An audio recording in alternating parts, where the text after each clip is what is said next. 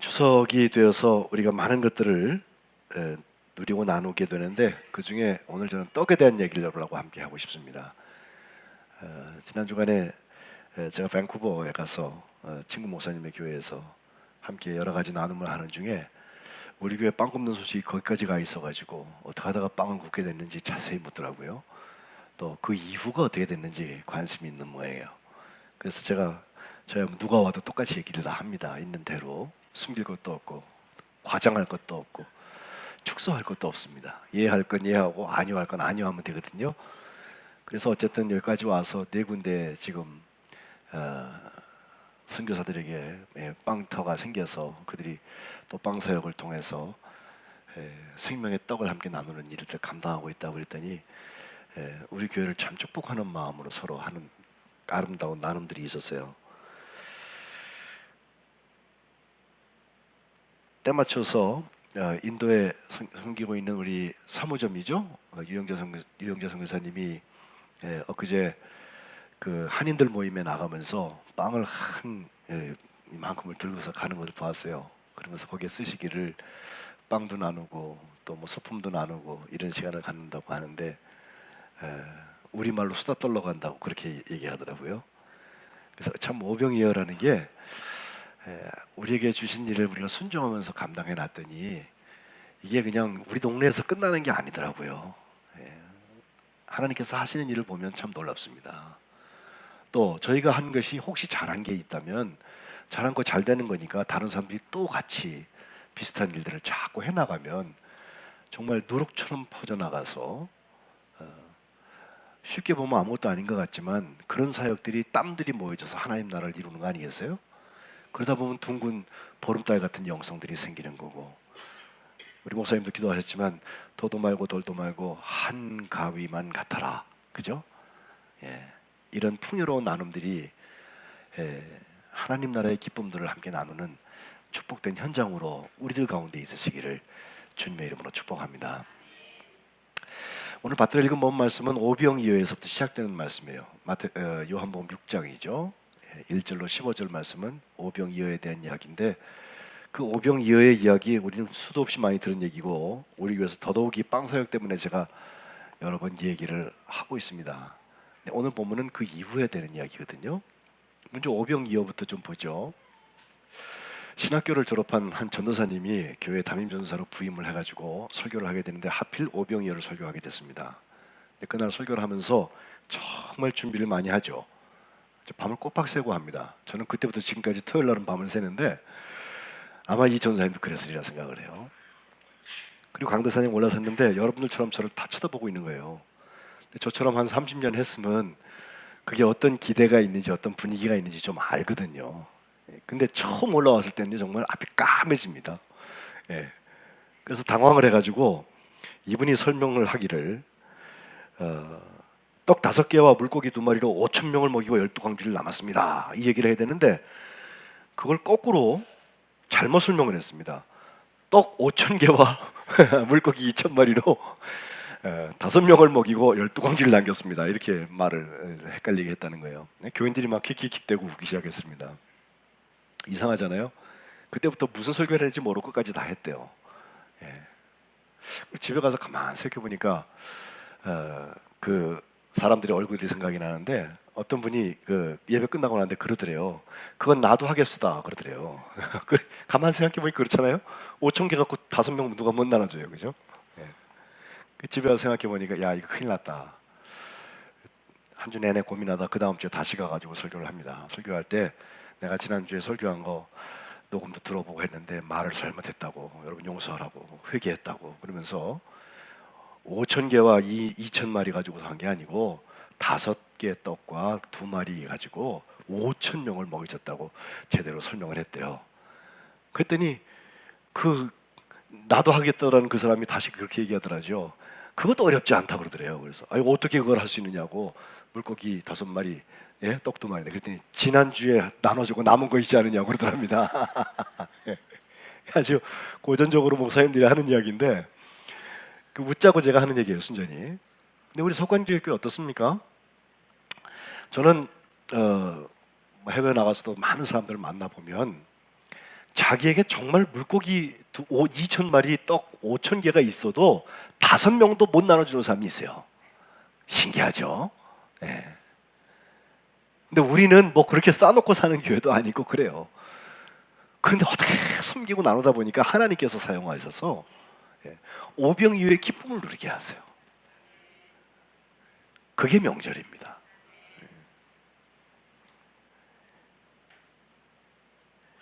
호화로운 것, 세상이 부러워하는 것만 쫓아다니는 것이 명절이 아니라 주님의 손에 쓰임 받는 것, 주님이 하라시는 대로 순종했더니 하나님이 하신 일들 보는 거, 그게 명절입니다.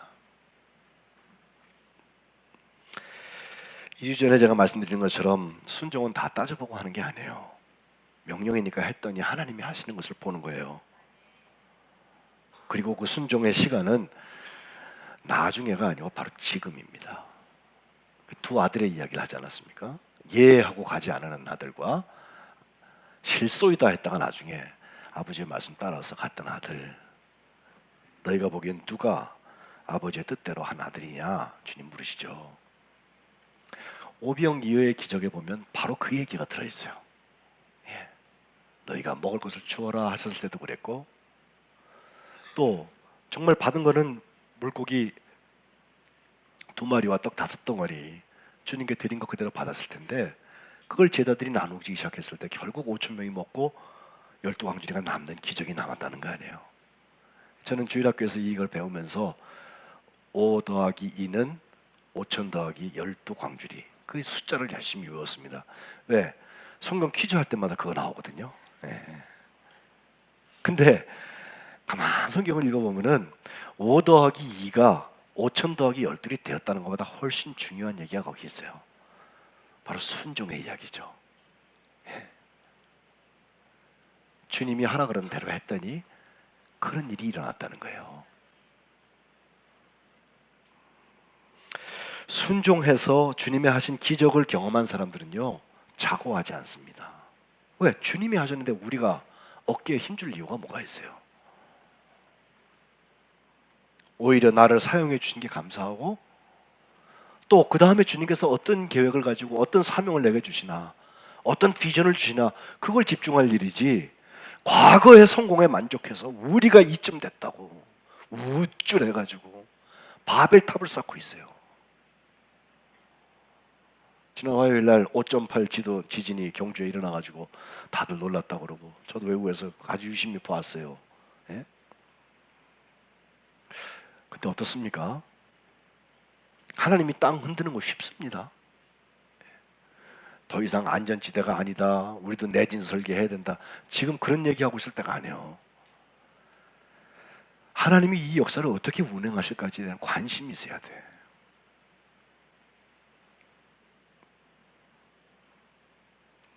오병이어의 기적 이후에 사람들의 반응이 어땠습니까? 주님을 찾아와서 요한복음 6장에 가보면 이제 바다를 건너가신 다음에 언제 여기 오셨습니까? 라고 사람들이 막 인사를 해요. 예? 예수님의 인기가 좋아졌을 거 아니에요? 그렇게 기적을 일으켰으니까. 근데 그때 주님께서 하시는 말씀이에요. 너희가 왜 나를 찾는지 내가 안다고. 너희들 표적을 보고 빵을 먹었기 때문이다, 떡을 먹었기 때문이다. 그래서 배가 불렀으니까 그런 거 아니냐 하면서 6장 27절 요절 말씀 같은 말씀이죠. 우리 한번 같이 읽을까요? 시작. 썩을 양식을 위하여 일하지 말고 영생하도록 있는 양식을 위하여 하라. 이 양식은 인자가 너희에게 주리니 인자는 아버지 하나님께서 인치신 자니라. 아멘. 아멘. 썩을 양식이 중요하지 않다는 건 아니에요. 그런데 우리가 목표하는 것이 썩을 양식에 있다면 한가위에 그래도 곡식도 있고 과일도 있고 사람도 만나서 기뻐서 먹고 잔치하는 것이 좋아서 그때 좋다 그러고 트름하고 있는 사람이라면 이 동물하고 다를 게 없어요. 자기 배가 신이야. 그런데 썩을 양식 저편에 영생하도록 있는 양식을 아는 사람은 우리가 만족하게 먹을 때에도, 풍요로울 때에도, 혹은 허리띠를 졸라매고 있을 때에도 그 영생하도록 있는 양식 때문에 인자, 곧 예수님을 통해서 하나님께 주시는 그 양식 때문에 하나님 나라의 기쁨을 누릴 수가 있습니다. 이것이 1년 365일을 한과이처럼 사는 방법일 것입니다. 그들은 다시 묻습니다. 어떻게 하여야 하나님의 일을 합니까? 라고 물었더니 예수님께서 29절에 대답하신 것은 하나님께서 보내신 일을 믿는 것이 하나님의 일이다. 되게 간단하게 말씀하셨어요. 예? 믿기 시작하면요, 하나님의 일이 우리에게 이루어져요. 그게 순종의 자리예요. 믿지 않는 사람은 순종하지 못합니다. 믿습니다는 하는데 순종 안 하는 사람 보면요, 믿습니다가 가짜야. 소리만 요란한 거야. 경건의 모양은 있으나 경건의 능력을 부인하는 사람이 그런 사람들이에요. 오랜 타성이 젖어서 목사가 설교하다가 축복합니다, 믿습니다 하면 아멘 아멘을 하는데 실제로 삶의 변화가 안 일어나는 사람들을 보면요, 사실은 믿음이 없어. 겨자씨만한 믿음이 없는 거예요. 나 주님께서 가자 그러는데 갈 생각이 없어요. 네. 우리식으로 한가위를 해야 되거든.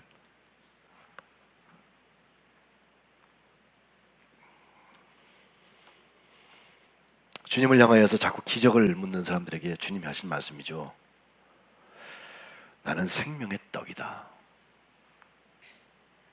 내게 오는 자는 결코 줄이지 않을 것이고 나를 믿는 자는 영원히 목마르지 않을 거다. 믿음과 기적, 믿음과 생명의 떡이 함께 갑니다. 요한복음 6장에는 생명의 떡이라는 예수님께서 그 표현을 3번이나 하시는데 요한복음 전부에 나오는 나는 무엇이다, 에고 에이미, 그거의 그 7가지 중에서 어떻게 보면 가장 핵심적인 부분 중에 하나입니다. 오늘 본문으로 좀 가볼까요? 41절부터 우리가 읽었는데 이런 이야기를 듣고 나니까 유대인들이 하늘에서 내려온 떡이라고? 이게 뭔 소리냐? 잘 이해가 안 되니까 예수님에 대해서 수군거렸다고 그랬습니다. 수군거렸다. 이 수군거렸다는 말이 참 재미난 말이에요. 가만 보면 사실 모르는 사람들은 수군거리게 마련해요. 아는 사람은 수군거릴 필요가 없어요. 예? 뭐 자꾸 말이 많은 곳에 가만 보면요, 잘 몰라서 그래. 사실은 아는 사람은 더 이상 의논할 필요가 없어요. 안 대로 가면 돼요. 그대로. 그죠? 예. 하늘에서 내려온 떡이 이게 도대체 무슨 소리냐 하고 수군거릴 때 그들이 가지고 있던 생각은 42절에 뭘 안다는 거예요. 저 사람이 요셉의 아들일 예수다. 지금까지 우리가 경험해온 바로는 저 사람은 저런 사람이다. 예? 우리와 같은 사람의 몸을 입고 있었고 같이 자라났고 동네 사람이고 그에 대한 정보를 가지고 있는 거 있잖아요. 선입견.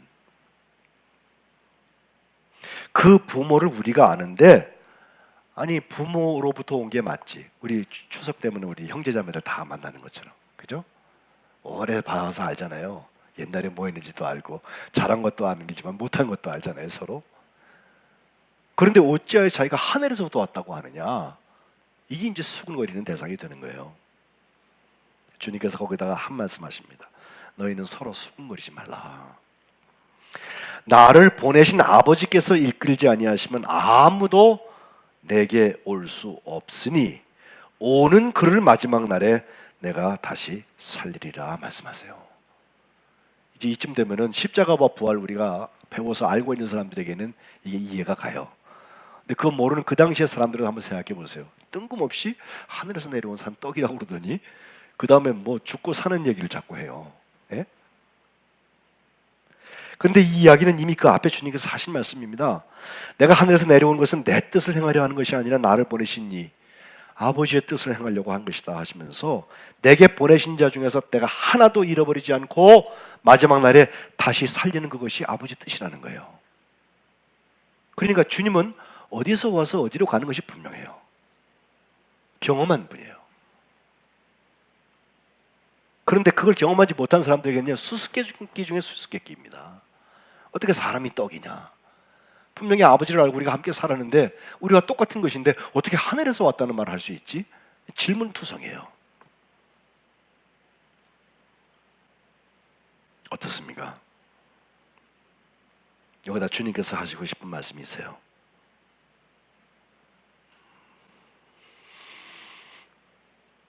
아버지를 본 자가 있다는 것이 아니라 오직 하나님에게서 온 자만이 아버지를 보았다 하는 하나님에게서라는 말을 오늘 여러분과 설명하고 싶어요.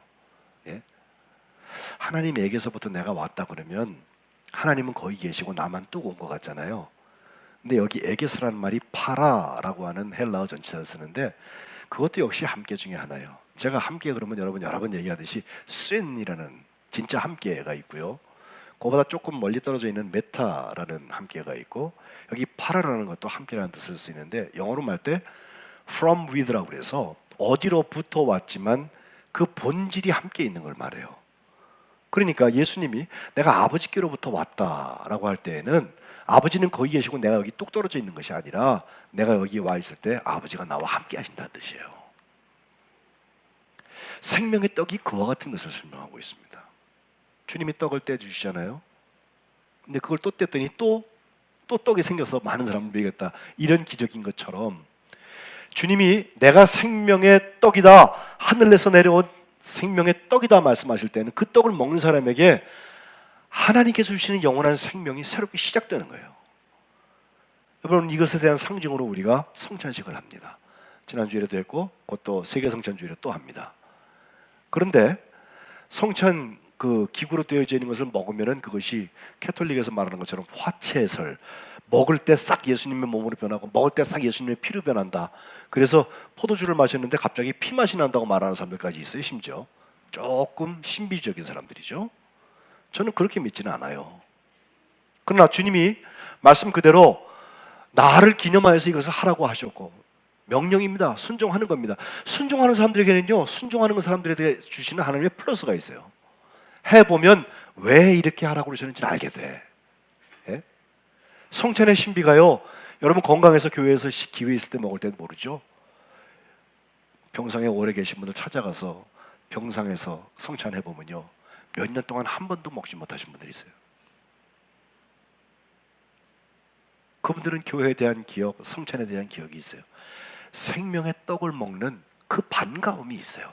사모함이 있어요.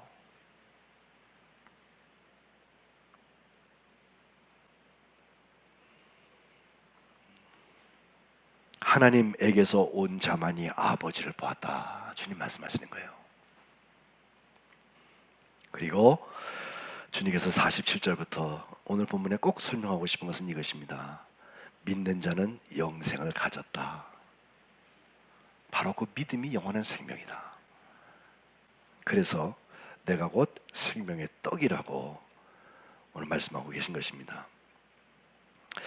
저는 복잡한 설명 오늘 하고 싶지 않습니다. 뭐 명절 끝에 여러분 정신 없으실 텐데, 예?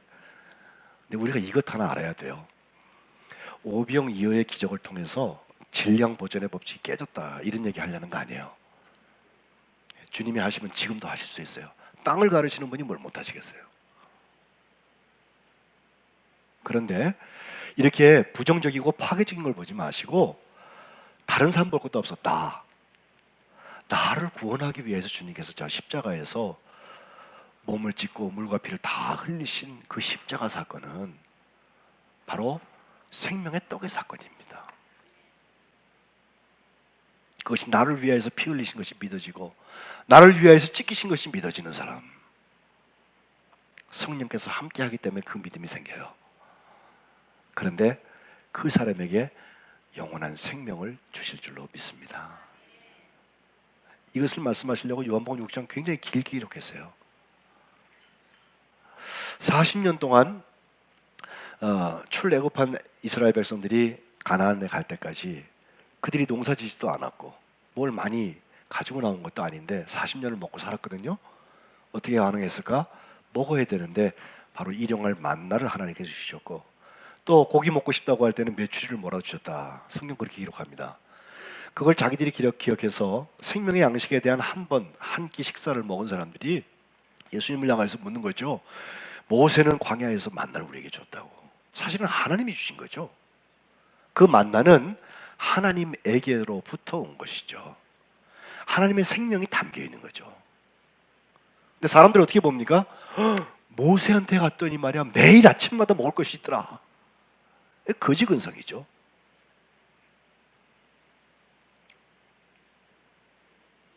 그리고 40년 동안이나 했는데 당신은 뭐 한 번 한 거 가지고 뭐 이쯤만 묻는 것 같아요. 근데 주님이 거기 뭐라고 대답하세요? 만나를 먹은 너희 조상들 광야에서 다 죽었다. 그러나 하늘에서 내려오는 떡, 사람으로 하여금 먹고 죽지 않게 하는 거다 말이죠. 살리는 떡이 있고 죽이는 떡이 있어요. 물론 떡 먹고 죽으라는 건 아니에요. 근데 떡 먹은 다음에 계속 배불러요? 시간 되면 다 소화되지 않습니까?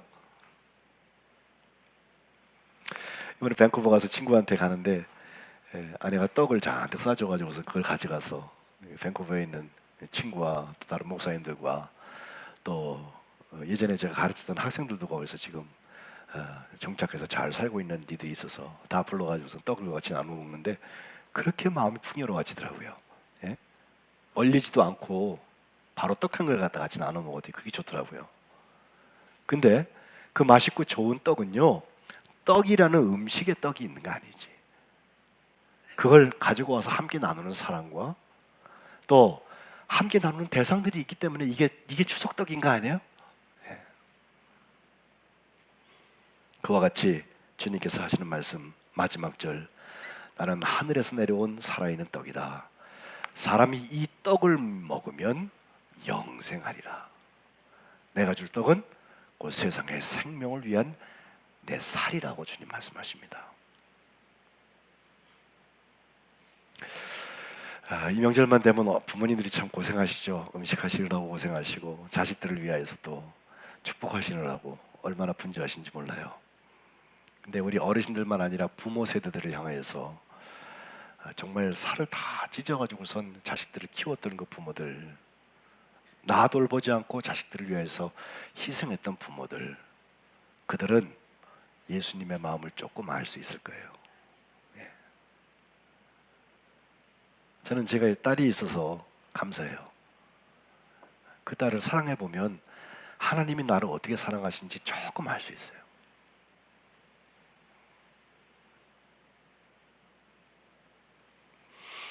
떡에 대한 말씀을 하신 다음에는 이제 참된 음료라고 말씀하신 피에 대한 말씀도 하시고 바로 십자가와 부활의 원리를 주님께서 설명하고 계십니다. 6장 63절에 이렇게 말씀하십니다. 살리는 것은 영이다. 육은 무익하다. 내가 너희에게 이른 말은 영이고 생명이다. 그러나 너희 중에 믿지 않는 자들이 있다 하시면서 누가 예수님을 팔자에 대해서 암시하고 계세요. 66절에 가보니까 제자들 중에서 그때부터 많은 사람이 오히려 떠나갔다 그랬습니다. 아니 조금 전에 뭐 오병이어 했다고 신나가지고 달려들 때는 언제고, 예? 예수님이 십자가와 부활에 대한 말씀을, 이게 진실이거든요. 사실 넘어서 진실이라고. 이게 그걸 얘기했더니 이제 떠나가요. 또 알아듣기 어렵다고 그러면서 12제자를 향해 주님께서 너희도 갈래? 물었을 때 시몬 베드로가 명답을 하죠. 주여, 영생의 말씀이, 한번 읽읍시다. 시작. 시몬 베드로가 대답하되 주여, 영생의 말씀이 주께 있사오니 우리가 누구에게로 가오리까? 69절, 우리가 주는 하나님의 거룩하신 자인 줄 믿고 알았사옵나이다. 아멘. 믿고 아는 거예요. 여러분, 모르겠으면 무조건 믿어라, 저 그렇게 얘기하지 않습니다. 반이성적인 것을 조장해서 여러분을 바보 만들고 싶은 마음 없어요. 근데 제 경험에 의하면 믿어보니까 알아지는 게 있더라고. 그 믿어지는 것도 함부로 안 돼요. 따져보고 믿으려고 그러면 믿어지지 않는 부분도 있어요. 근데 예수님의 몸과 예수님의 피에 대한 신비인 것처럼, 마치 추석 때 우리가 생명의 떡을 함께 나누는 것처럼, 사랑의 떡을 나누는 것처럼 주님께서 내게 주신 믿음으로 보여지는 세계가 있어요. 그게 영생입니다. 영생이 얼마나 소중한 것인지 영생 가지고 장사하는 사람들이 있어요. 오늘 여러분 교회에 안 가시면요, 신천지로 오해받는 거 아세요? 지금 잠실 운동장에서 신천지가 잔뜩 모여갖고 무슨 행사를 해요. 근데 그 사람들이 뭐라고 그러고 또 거짓말하고 가냐면 다른 데서 어디 행사에 있어 간다고 하기도 하고, 또 명절 때 이때를 잡은 이유가 있어요. 명절에 고향 갔다가 아직 안 올랐나 보다 그러고선 우리가 이제 가만 놔두거든. 예? 아침에 제가 영상을 잠깐 봤어요.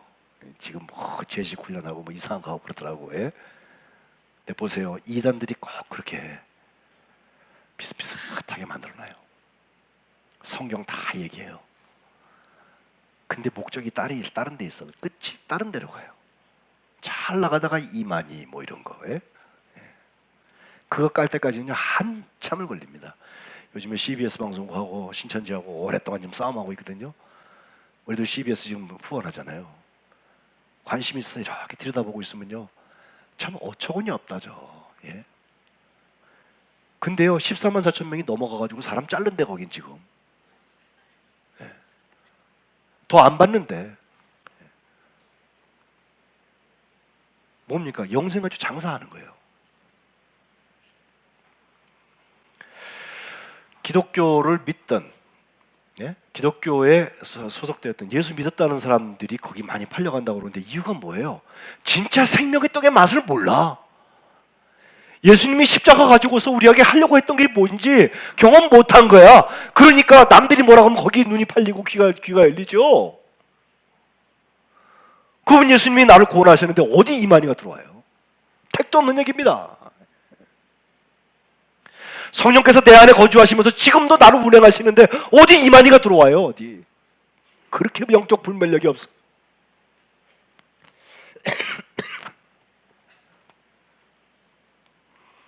주는 하나님의 거룩하신 자인 줄 믿고 알았습니다.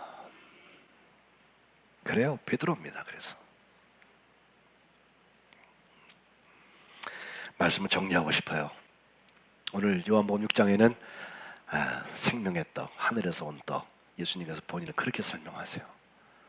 근데 이것은 우리가 추석 때 나누는 떡을 제가 비유해서 지금 말씀을 드리는데 정말 하나님께서 우리를 위해서 만들어 주신 장치 같아. 성찬 한 번도 쉽게 여기지 마세요.